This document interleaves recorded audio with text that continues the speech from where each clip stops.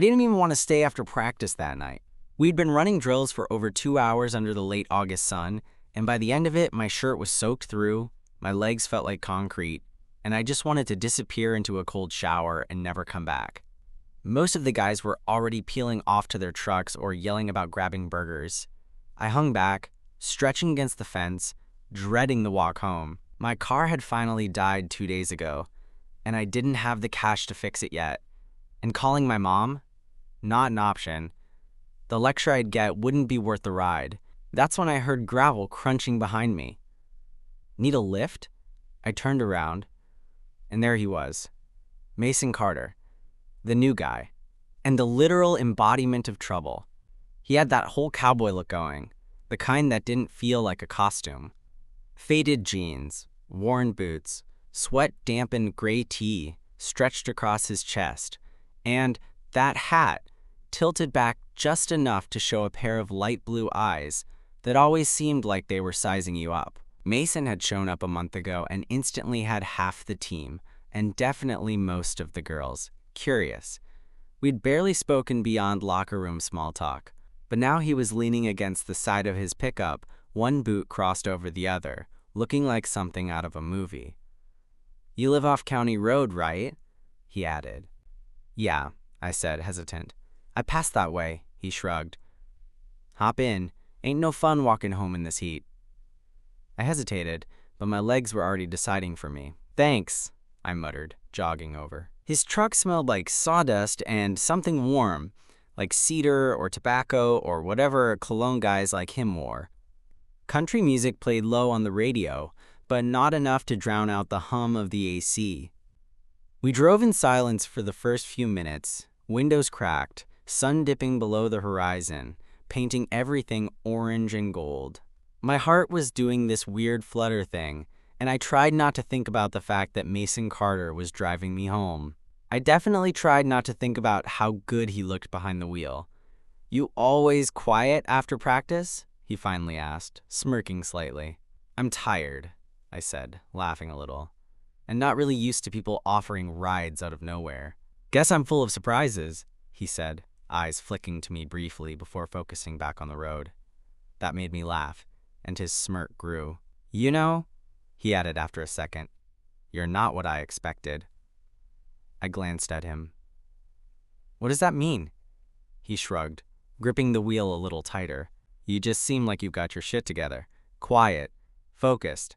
I figured you didn't notice guys like me." I blinked. "I notice." The moment hung in the air, quiet but thick, like the air before a summer storm. Mason didn't say anything right away, but I saw the corner of his mouth twitch, like he just heard something he wasn't expecting. He pulled into my driveway, but didn't shut off the engine. Just let it idle, as the sun kept dipping lower behind us. "Well," I said, reaching for the handle, "thanks for the ride." "Wait," he said, stopping me. "You doing anything tonight?" I stared at him. "No, not really. There's this spot I go sometimes, ridge above the river. You can see stars real clear from up there." I paused, hand still on the door. "You're asking me to come stargazing with you?" He laughed softly, looking down at the steering wheel for a second before meeting my eyes again. "Yeah, unless that's weird." "No," I said quickly.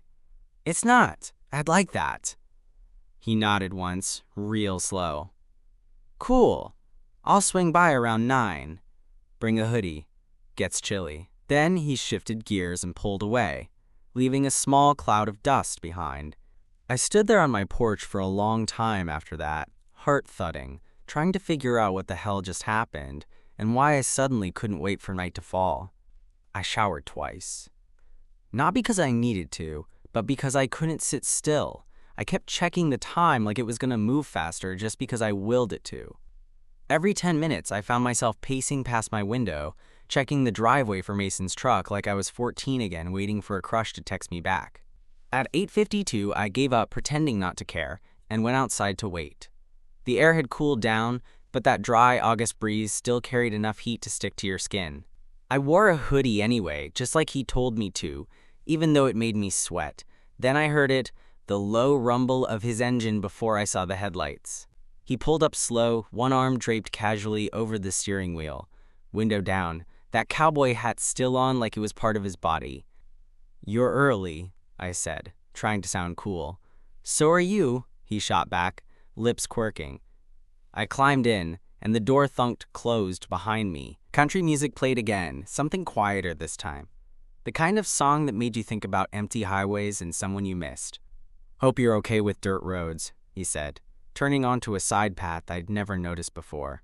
"Sure," I replied, heart thumping. "Why? Where are we going?" "You'll see." The road narrowed, trees leaning in like they were eavesdropping. The last of the light disappeared behind the hills as we climbed slowly, the tires crunching over gravel and dry weeds. Finally, we broke through to a clearing. It was quiet. Still. Open sky stretching above us like velvet, thick with stars. You could hear crickets, the occasional rustle of leaves, and nothing else. No traffic. No people. Just the two of us. Mason cut the engine but left the radio on, barely audible now. He hopped out, walked around to the bed of the truck, and dropped the tailgate with a loud clunk.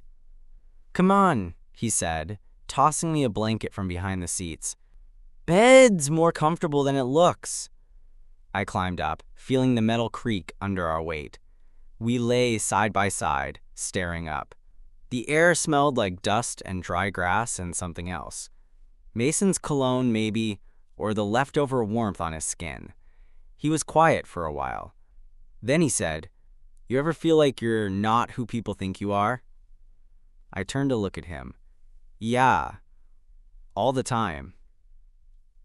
He nodded slowly, like he'd been waiting for me to say that. My old team back in Texas, they thought I was the cowboy guy. Boots, belt buckle, ride horses, date girls, drink beer. Simple. Easy to box up. "And you're not?" I asked. He turned his head toward me, the light from the stars catching just enough of his profile to see the tension in his jaw. "I don't think I know who I am sometimes," he said, "but lately, I've been wanting to figure it out." I swallowed hard. "What changed?" His eyes didn't leave mine. "Maybe I met someone who made me want to." That pause after hit like a hammer. "Mason," I started, but my voice came out thinner than I expected. He shifted, propping himself up on one elbow. He looked down at me, and for the first time there was no smirk, no tease, just something vulnerable, unfiltered. "I ain't trying to freak you out," he said. Ever since I moved here, I've been trying to ignore it. But then we talked that day at practice, like really talked, and I couldn't stop thinking about it, about you." My mouth went dry. "You don't even know me." "Not yet," he said. "But I want to." He reached out, slow, like he was giving me time to pull away, and his fingers brushed against mine. I didn't move.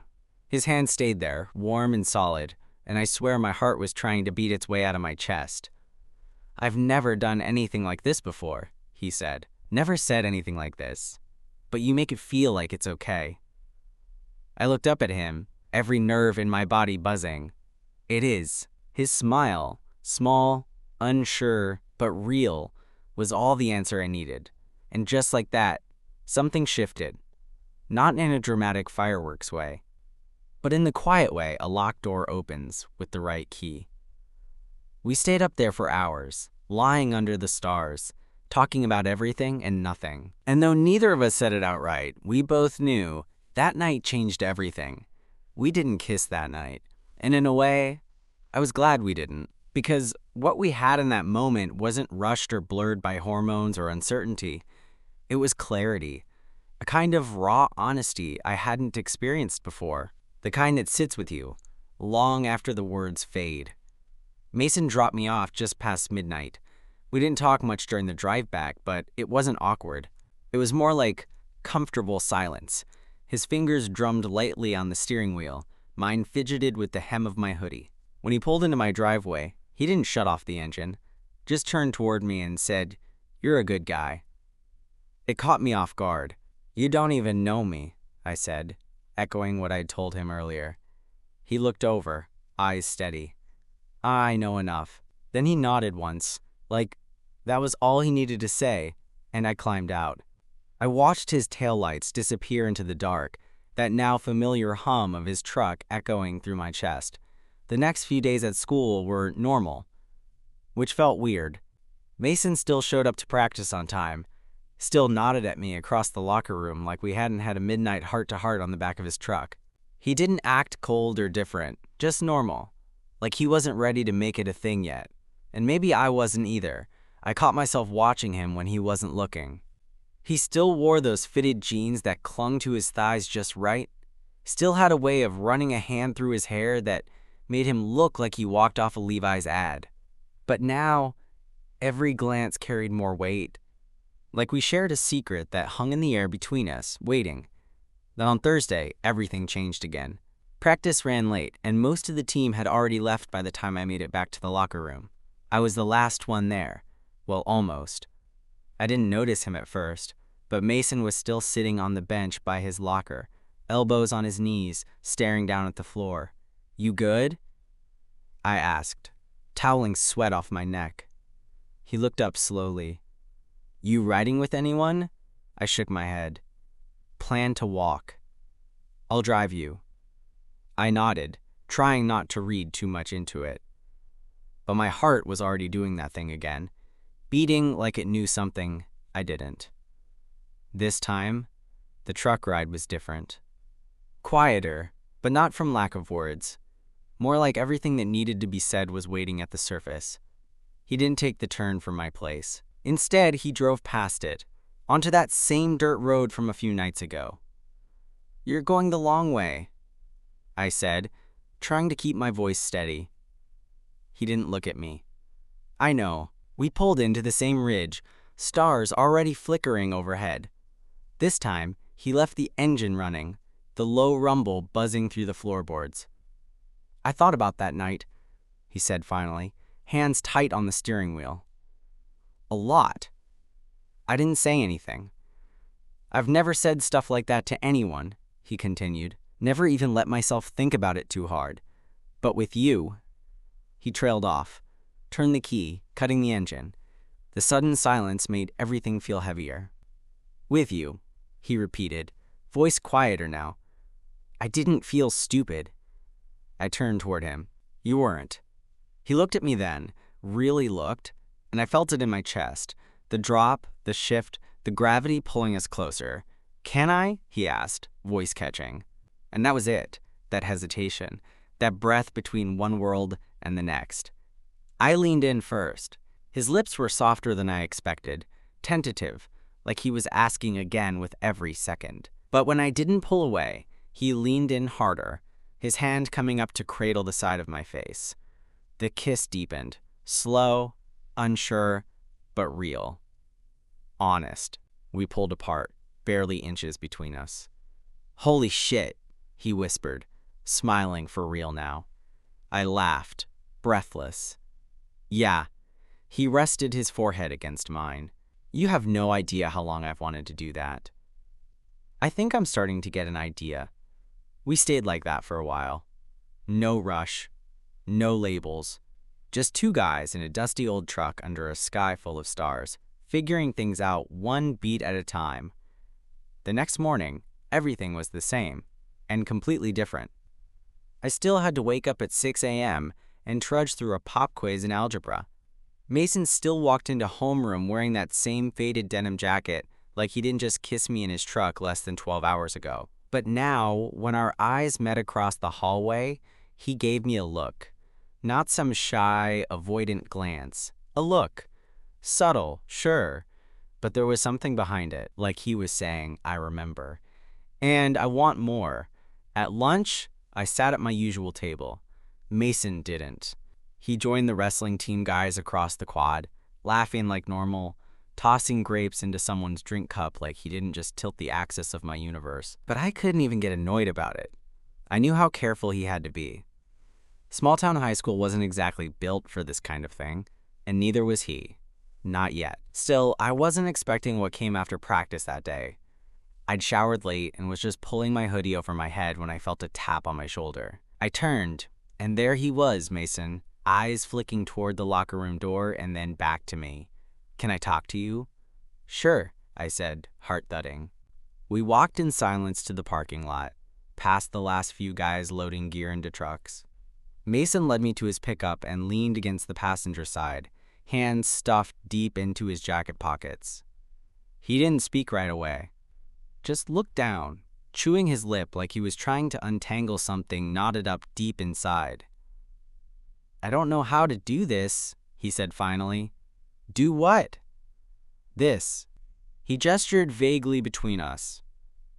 Us. Or whatever this is turning into. I nodded slowly. You don't have to have it all figured out. He looked up, eyes tired but honest. I want to. I want to do it right. That surprised me. Mason, there's no rule book, no perfect version of this. We just figure it out together. He was quiet for a moment. Then he said, You're the first guy I've ever kissed. My breath caught. He laughed nervously. And you're also the first person that's made me not feel weird about wanting to do it again. I stepped closer. You're not weird, not even close. He looked at me like I'd just told him the sky wasn't blue.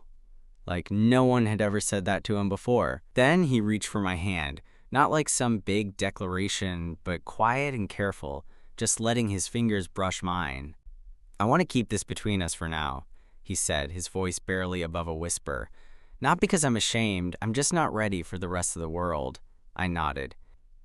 That's okay. He squeezed my hand once, then let go. Friday, he said, almost smiling now. I want to take you somewhere. Where? You'll see. Friday came fast. He picked me up right after sunset, truck already packed, with something under a blanket in the bed. He drove west, past the river, past the gravel roads, deeper into the kind of rural space where phone signals die and headlights are the only thing keeping you from vanishing into the trees. We pulled into a clearing I didn't recognize, bordered by an old wooden fence and a field that stretched into shadow. A lone barn stood in the distance, its paint faded, its roof half collapsed. What is this place? Old family property, Mason said, grabbing the blanket from the truck bed. My granddad's. No one really comes out here anymore. He spread the blanket out in the bed of the truck again, then climbed in and patted the spot next to him. We lay down, and the night wrapped around us like a second skin. Thanks, I said, voice low. For what? For letting me see this side of you. He looked over at me. You make it easier to show. I don't know how long we stayed there. Talking, mostly, about everything. His mom, my dad, his dreams of leaving town, my dreams of staying. It felt like peeling back layers, one at a time until there wasn't anything left to hide. And somewhere in the middle of it, I kissed him again. This time, there was no hesitation. No second guessing. Just two guys under the stars, kissing like the world had finally stopped spinning just long enough to let us catch up. He pulled back first, brushing his thumb against my jaw. I'm glad you walked home that night, he said softly. I'm glad I saw you there by the fence. I'm glad you stopped. Saturday morning started out slow. I woke up with this weird feeling in my chest. Like everything was the same, but also not. Like my world had tilted just slightly, and now I was trying to get my footing again. I kept replaying the night before in my head, the way Mason's hand slid behind my neck, the way he smiled right before he kissed me, how quiet the world felt when we stopped talking and just existed. I didn't hear from him all day. I told myself not to panic. He'd said he wasn't ready for the world to know, and I respected that. Still, the silence stretched too long. I kept checking my phone, scrolling through old texts, hoping something new would pop up. Nothing did. Around 7 p.m., I finally cracked and sent him a message. You okay? A few minutes later, the bubbles popped up. Yeah, just needed to clear my head. You free? I didn't even bother replying. I just grabbed my hoodie and headed outside. His truck was already idling at the curb. When I climbed in, I could tell something was off. He didn't reach for my hand. Didn't make a joke or give me one of his easy grins. His jaw was tight, his eyes a little more guarded than usual. We drove in silence, back to the ridge again. When he parked, he didn't cut the engine.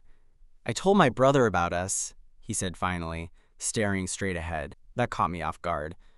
"Wait, what? Why?"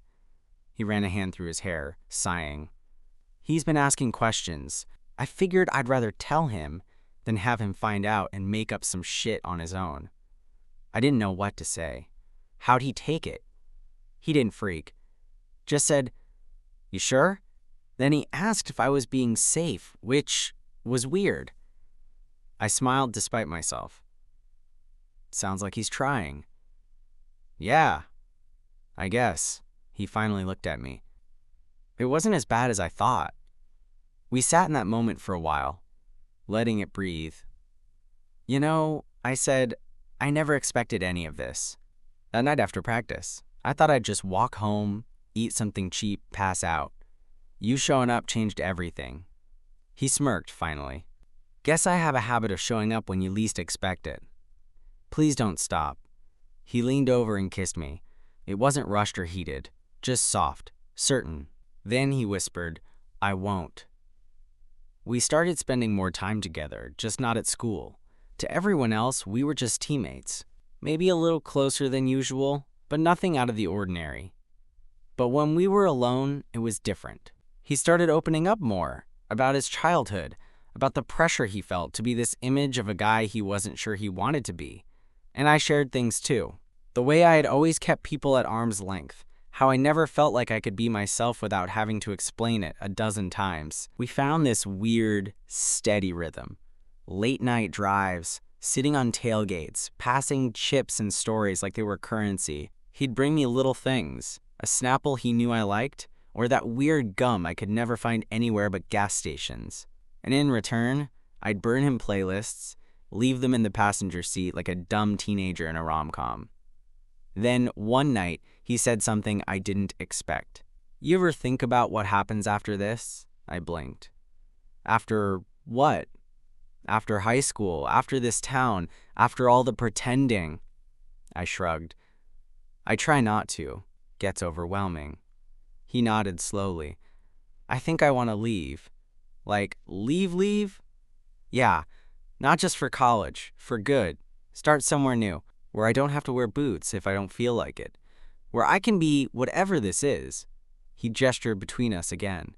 I didn't say anything for a second. My chest felt tight, but not in a bad way, just full. "I'd come with you," I said quietly. His eyes softened. "You don't have to say that." "I'm not just saying it." He looked at me like he was seeing the future for the first time. And maybe he was. Because for the first time in a long time, so was I. It wasn't perfect. Some days Mason would go quiet again. He'd ghost for a few hours, or even a day, and I'd feel that familiar ache settle in, the one that whispers don't get too comfortable. But he always came back. Usually with an apology, sometimes with a coffee or something small like he was trying to say, "I'm still here, I still want this." Other times, things were so easy it scared me. Like the night we watched an entire thunderstorm roll across the horizon from the back of his truck. Neither of us said much. Just lay under the same blanket, fingers tangled, the sky lighting up above us. The silence between us didn't feel like emptiness. It felt like peace. But then came the night of the bonfire. Every fall, our school throws this huge party out at one of the farms near the edge of town. It's technically unsanctioned, but everyone goes. Students, some alumni, even a few teachers who look the other way as long as things stay tame. I wasn't gonna go. Mason and I had planned to hang out at the ridge again. Maybe bring food this time, maybe sleep in the truck if it got late enough. But then he texted, "Change of plans. Can we go to the bonfire together?" That stopped me cold. Together? Together? I texted back. Not like a couple. Just show up at the same time. Stand near each other. Baby steps. It wasn't much, but it was more than I expected. The place was already packed when we arrived. Music blasting, someone's truck bed doubling as a makeshift DJ booth, kids drinking out of red cups, couples making out behind hay bales like something out of a bad movie. I spotted Mason across the clearing, standing near the fire, talking to a few guys from the team. He saw me and gave a small nod, barely noticeable, but it felt like something. I didn't walk right over. I mingled. I played it cool. But eventually, our paths crossed near the drinks table. He poured something into his cup and leaned over like he was just making conversation. "You good?" he asked, voice low. "Yeah, you?" He gave a slight shrug, trying not to overthink it. "You're doing fine," he smirked. "You look good, by the way." I smiled, heart doing flips. "You too." Then someone yelled Mason's name across the field, and he had to go. But before he left, his hand brushed my back. Just for a second, just enough. Later that night, things took a turn. I was leaning against a truck, talking to a girl from my history class, when I heard raised voices near the fire. Mason's voice. When I got closer, I realized he was arguing with one of the senior linebackers. Ty, big guy, loudmouth, always itching for a fight. "I'm just saying." Ty was saying, "It's weird, man. You've been acting different. Always bailing on us, hanging out with people who—" "Who what?" Mason snapped. "You know what I mean." Ty didn't say it. He didn't have to. That look on his face, the way his voice curled around the edges of the word different. I felt my stomach twist. Mason didn't back down. "Say it," he growled. "You've got something to say. Say it to my face." Ty laughed, throwing up his hands. "Forget it. Not worth it." "Yeah," Mason muttered. "Didn't think so." He turned and walked away, right past everyone, right past the fire, heading straight for the trucks. I followed without thinking. When I caught up to him, he was leaning against the tailgate, breathing hard, fists clenched. "You okay?" He didn't answer at first. Then, "I hate this place sometimes." "I know." He looked at me, eyes fierce. "I'm not going to hide forever. You don't have to decide everything tonight." He laughed, bitter and tired. "I want to be brave, but I'm scared." I stepped closer. "Being scared doesn't make you weak." He looked at me for a long moment. Then he pulled me into a hug, hard and fast and full of everything he couldn't say out loud. "Thank you," he whispered, "for being here. Always." After the bonfire, something shifted. It wasn't just that Mason hugged me in public, or that he stood his ground with Ty. It was the look in his eyes afterward, like he'd crossed some invisible line inside himself. Like, maybe, just maybe, he was done pretending to be someone he wasn't. For the next week, we didn't talk much at school, but every night we talked for hours. Sometimes in his truck, sometimes on the phone, sometimes just walking around the edge of town, with the stars overhead and our shoulders brushing like we still weren't sure how much space we were allowed to take up. One night, we ended up back at the barn. It was colder now, October settling in fast. The air had that crisp bite, and our breath came out in soft clouds. He brought a thermos of hot cocoa and 2 old blankets. We sat on the truck bed like always, legs hanging over the edge, sipping and talking. "You ever think about where we'd be if I hadn't offered you that ride?" he asked. "Yeah," I said. "A lot." I almost didn't. "Why?" "Because I was scared you'd know." "Know what?" He smiled into his cup. "That I liked you, even then." Before I admitted it to myself, I nudged his knee with mine. "I knew," he laughed, shaking his head. "Of course you did." We sat in silence for a while, listening to the wind rustling through the dry grass. Then he said, "I'm applying to a college in Oregon." I turned to him. "Oregon?" He nodded. "It's far, but it's open, and I could start over, be who I really am. That's amazing. I want you to come with me." That stopped me. "Mason." "I know," he said quickly. "You've got your own plans, and I'm not trying to derail them. But I had to say it. Just in case." I looked at him, really looked at him. The way the cold turned his cheeks pink. The way his eyes waited for something, scared but steady. "I don't know where I'll end up," I said, "but I know I want you in the picture." He smiled softly. That's all I needed to hear. He leaned in then, his hands sliding behind my neck the way he always did when he wanted to kiss me like it was a promise. And this time, it felt like one. We didn't come out publicly. Not right away. We kept things quiet, but not hidden. His teammates stopped asking questions after a while. Mine never did. But it didn't matter. Because we had something real. Something steady. By the time graduation rolled around, we had plans. Not all figured out, not tied up in a bow, but real enough to hold on to. And yeah, sometimes I think about that night after practice. The way the sky burned orange, the way the dust clung to his boots, the way his voice sounded when he said, "Hop in." It was just a ride, but it changed everything.